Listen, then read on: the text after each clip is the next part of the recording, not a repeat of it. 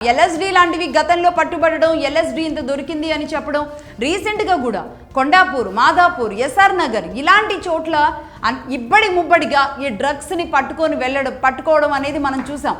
అంటే ఏ స్థాయిలో ఎక్కడెక్కడ హైదరాబాద్ కేంద్రంగా ఎక్కడెక్కడ వేళ్ళు ఉనుకుపోయింది, ఎవరెవరిని టార్గెటెడ్గా చేసుకొని వీళ్ళు అలవాటు చేస్తున్నారు అనేది నిజంగా ఇటు ఈగల్ లాంటి ఫోర్సులు కానీ, ప్రభుత్వాలు కానీ, పోలీసులు ఎంత పని చేసినప్పటికీ కూడా తల్లిదండ్రులు ఇన్వాల్వ్మెంట్ లేకుండా ఏం చేయడం కూడా సాధ్యం కాదు.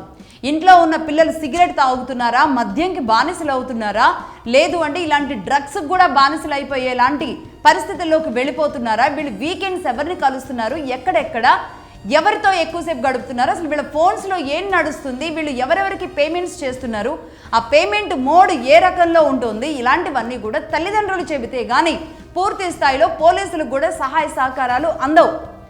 కానీ తల్లిదండ్రులే ఇలాంటి వాటిల్లోకి వెళ్ళిపోయిన తల్లిదండ్రులను అయితే ఏం చేయలేం. కానీ ఇది తెలియని అమాయకంగా తమ పిల్లలు చదువుకుంటున్నారు, వాళ్ళు మంచి స్థాయికి వెళుతున్నారు అని ఆలోచించే తల్లులు తండ్రులు మాత్రం ఒక్కసారి మంచి అయినా చెడైనా సరే మీ పిల్లల మీద ఒక కన్నేసి ఉంచాల్సిన అవసరం అయితే చాలా ఖచ్చితంగా కనబడుతుంది. ఎందుకంటే ఇలా ఇబ్బడి ముబ్బడిగా ఏకంగా ఇందులో ఎమ్మెల్యేల స్థాయి వ్యక్తులు, ఎంపీ స్థాయి వ్యక్తులు, అలాగే పెద్ద పెద్ద బడా వ్యాపారులు, అలాగే కొంతమంది ఇంకా గవర్నమెంట్ అఫీషియల్స్కి సంబంధించిన పిల్లలు, అలాగే పెద్ద పెద్ద సెలబ్రిటీల భార్యలు, సెలబ్రిటీలు అందరూ ఇన్వాల్వ్ అయిపోయారు అనేక రకాలుగా. అంటే సెలబ్రిటీ స్టేటస్తో అది ఈ ప్రోగ్రామ్ చేసి ఆ ప్రోగ్రామ్ చేసి అనేక రకాలుగా ఎక్కడెక్కడ ప్రోగ్రామ్స్ చేసి ఫేమస్ అయిన వాళ్ళు అమ్మితే దానికి వాల్యూ ఉంటుంది. వాళ్ళకున్న సర్కిల్లో వాళ్ళు ఈజీగా అమ్మడానికి ఆ యాక్సెస్ ఉంటుంది. ఒకటి వాళ్ళు బాధితులుగా దాన్ని తీసుకుంటున్నారా, లేదు అంటే దీన్ని వ్యాపారంగా చేసి కొంతమంది జీవితాలని కొల్లేరు చేస్తున్నారా, ఇది కూడా తెలియాల్సిన అవసరం ఉంది.